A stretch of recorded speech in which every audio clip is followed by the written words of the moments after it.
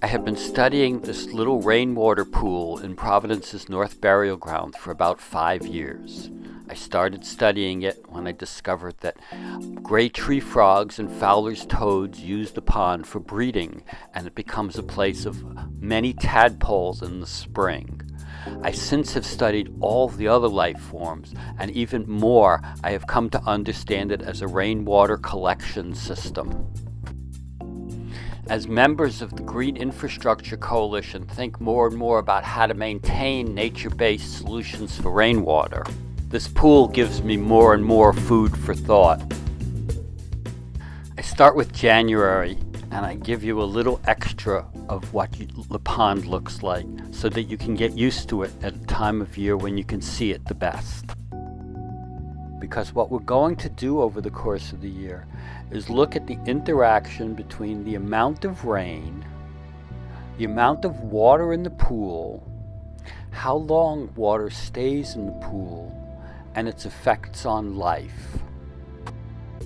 I do not have video from every single day of the year, but you will see enough days in this video series to show how the pond rises and falls with the rain and the sun, to see how it shrinks over time, as well as how quickly it fills with X amount of rain.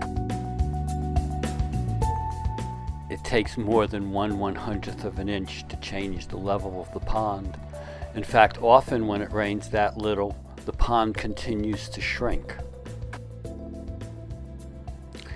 It is my contention that over the last few years, the pond has silted in significantly. As the pond has filled in, the vegetation distribution has changed. I think it has also affected the hydro period of the pond. In other words, the pond goes dry a little bit faster than it did a few years ago with the same amount of rain.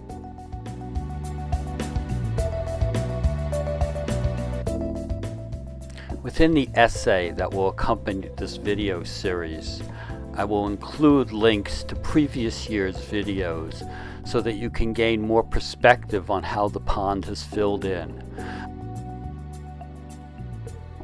This pond is a bit of an outlier in terms of the work of the Green Infrastructure Coalition, but it does reflect many of the same issues of how do you maintain your infrastructure, your nature-based infrastructure, so that it continues to function.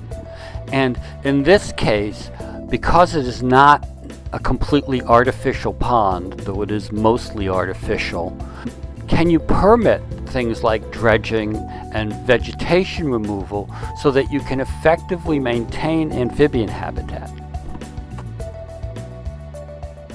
In the February episode and in those that follow, we shall watch this little rainwater pool. We shall see its moods. We shall see how the vegetation spreads. We shall see the life in it. Biodiverse communities are healthier and better for the humans who live in them as well as the animals.